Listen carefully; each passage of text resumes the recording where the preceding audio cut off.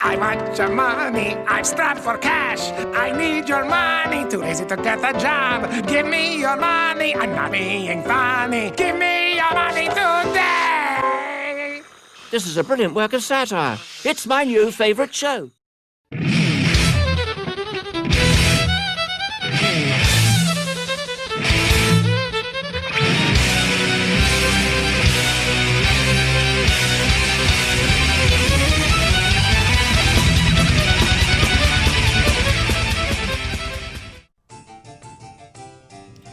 Hey, planet Earth, how's... Oy.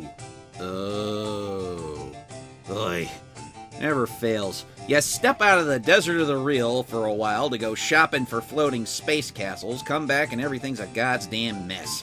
Nurgle's rot is keeping everyone indoors, authoritarian bullies are going full Chancellor Palpatine or doing stupid things in the response, and my Nordic nemesis is yammering about how only strange women lying in ponds distributing swords will save glorious Mother Europa and everyone else can drink the moat water.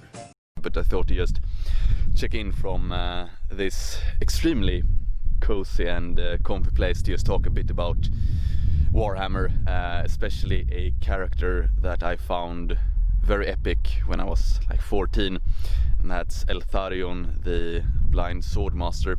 And first and foremost also to everyone who perhaps are more interested in the political side of things that I talk about. If you wonder how I reject black pills in regards to Sweden and Europe and North America, etc. If I feel black pilled, I just delve into some Warhammer and I feel better. Here, please hit me as hard as you can. Don't hold back.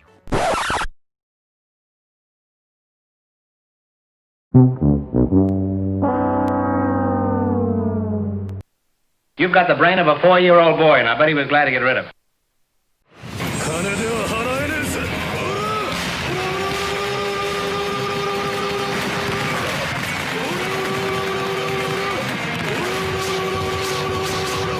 Yeah, I'll settle his hash. Don't think I forgot about you, dipshit.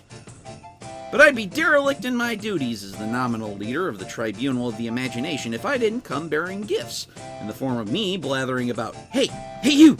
Yeah, you see this cool thing? Go check out this cool thing! And I want you to check out this cool thing that premiered on Disney Channel back in January of 2020, and is yet another Disney television animation series that, like its cousin Amphibia, left me all, Season 2 now, please! And much like Amphibia, our story concerns a girl unmoored from the comfortably familiar and exploring ground that's been well-trod by everyone from John Carter to Super Mario. A strange new world that goes very weird and very dark with alarming regularity. But that's where the similarities end, for while Amphibia is an immigrant story in a world of talking frogs, The Owl House is more a tale of a square peg in a round hole weirdo who finds a place where she just might fit in. Or not. Our young heroine is Luz Noceda, a 14-year-old girl of Dominican Hispanic extraction who's been getting into trouble with off-the-cuff bouts of weirdness that leave her classmates running for the hills and her mother at her wit's end. En route to a conformist summer camp, Luz stumbles across the dimensional veil and into a demon realm known as the Boiling Isles.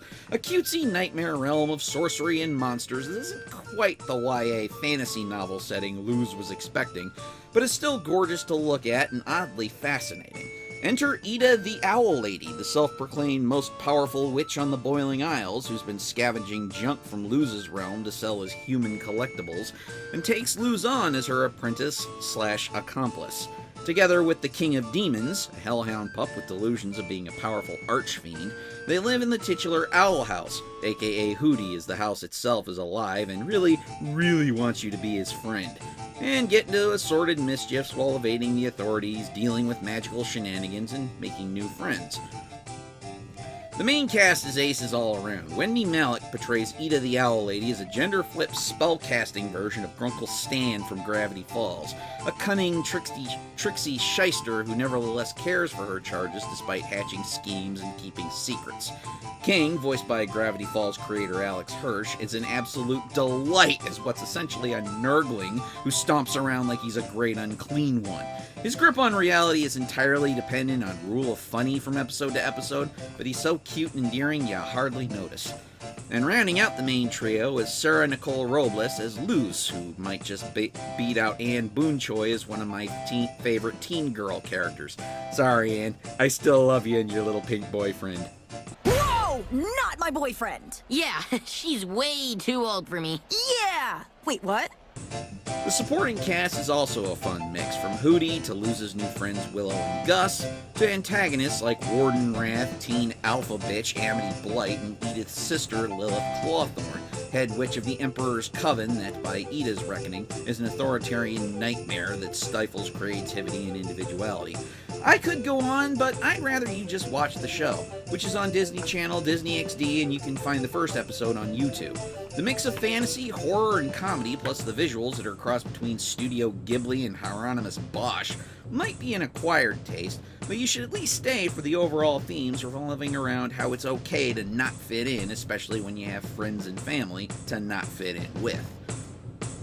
3.8 spellbooks out of 4. You're out of things to binge while you're staying at home to starve the invisible monster currently stalking the planet. The first 10 episode season of The Owl House won't steer you far wrong. And like I said, season 2 now, please.